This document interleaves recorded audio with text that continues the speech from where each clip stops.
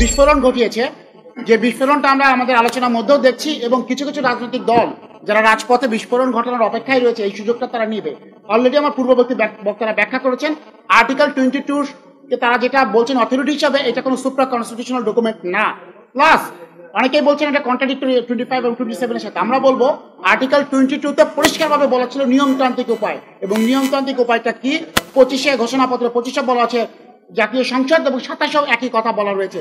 সুতরাং কিভাবে বিশেষজ্ঞরা এরকম একটা মতামত দিল কনস্টিটিউশনাল অর্ডার জারি করার, আমরা বিস্ময় প্রকাশ করেছি এবং তীব্র বিরোধিতা করেছি। আর একটা বিষয় বলে শেষ করব, ঐক্যমত কমিশন আমাদের কাছে ইনোভেশন চেয়েছিল, আমাদের নতুন কোনো আইডিয়া আছে কিনা। আমরা একটা প্রস্তাব দিয়েছি, এই জুলাই ঘোষণাপত্রে আমরা যারা জুলাই সনদে যারা স্বাক্ষর করব তারা রাজনৈতিক দল থেকে নির্বাচনের আগে নির্বাচন কমিশনে একটা অঙ্গীকারনামা দিবে যে তারা যদি নির্বাচিত হতে পারে ঐক্যমতে আসা বিষয়গুলো এবং তাদের নোট অফ ডিসেন্টে থাকা বিষয়গুলো নোট অফ ডিসেন্টের ভাষা অনুযায়ী বাস্তবায়ন করবে। কারণ নির্বাচন কমিশনের এখতিয়ার রয়েছে রাজনৈতিক দলকে নিবন্ধন দেয়া এবং নিবন্ধন বাতিল করার সিদ্ধান্ত নির্বাচন কমিশন নিবে যদি তারা বাস্তবায়ন না করে। এখানে অবিশ্বাসের কোনো কারণ আমরা দেখছি না।